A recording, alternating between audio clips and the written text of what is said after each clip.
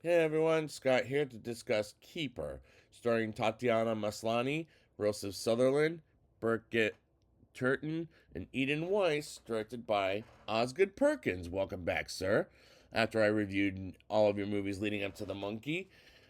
And why am I doing this review? Well, Osgood Perkins is back after The Monkey months later, and have I seen this movie twice? Yes. And is there a reason? Well, there will be when I get to the review, but let's just get into the movie. We start with a bunch of images of different women for what reason is beyond me, as it'll be more important later in the movie, and then we move on to Liz, played by Tatiana Maslany from She-Hulk, and Malcolm, played by Joseph Sutherland, going to a family cabin in the middle of the forest that's owned by his cousin Darren, played by Brickett Turton, to stay for the weekend for their 1 year anniversary as of them becoming a couple. And when they arrive, they get inside and see a cake Liz is going to eat later in the movie, and reluctantly, as it tastes like shit and doesn't like chocolate. And first thing that comes up is a painting Liz made, but that'll be discussed later in the movie. And first thing that comes up is a painting Liz made for Malcolm on the wall, and Liz looks outside with Malcolm, who brings up Darren as she looks outside all day until Liz walks away with from the window and takes a bath. And the cinematography is good, as it's probably not the best thing about the movie in my opinion.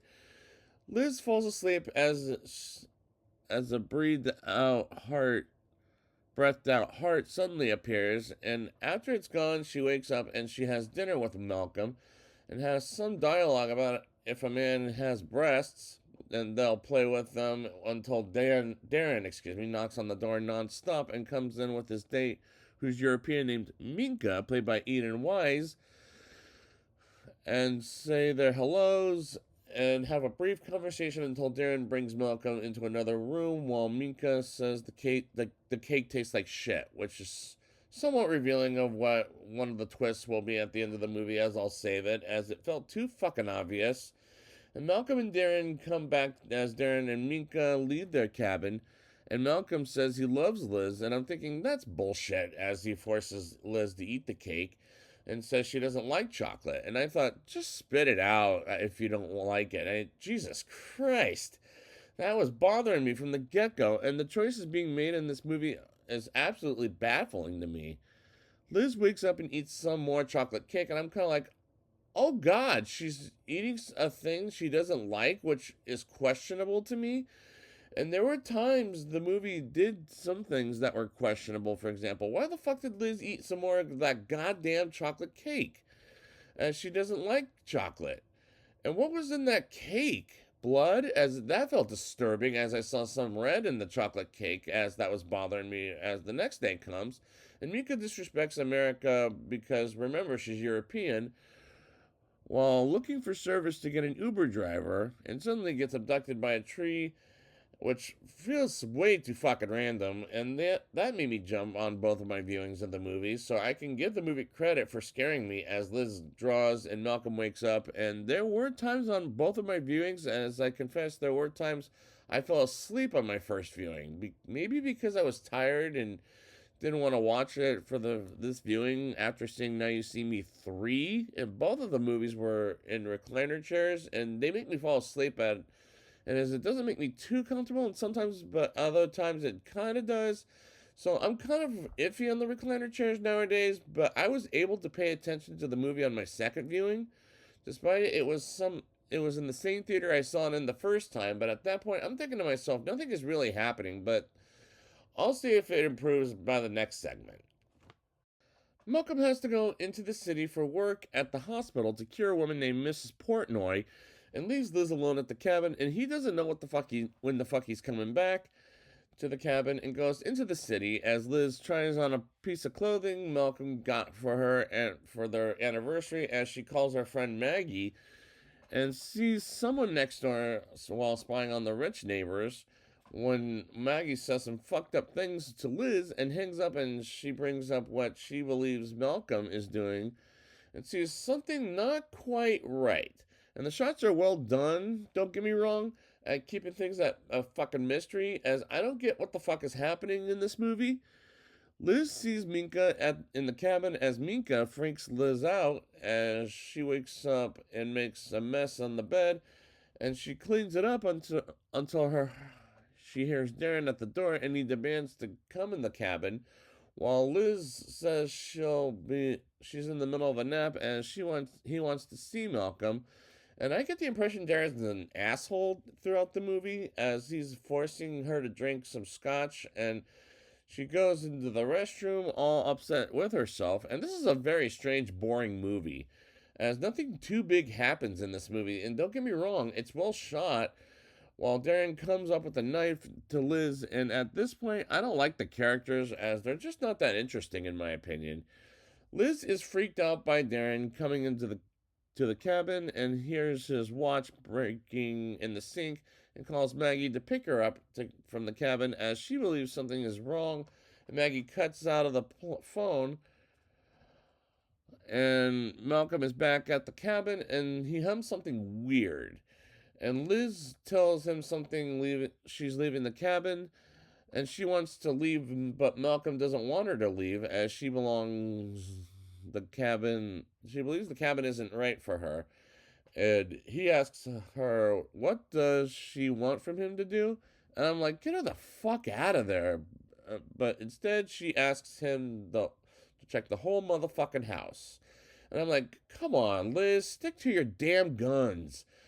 And Malcolm holds on some wine for he and Liz. And honestly, I thought he was holding a knife on my second viewing because at this point, I was asleep and don't care much about this movie even on my second viewing.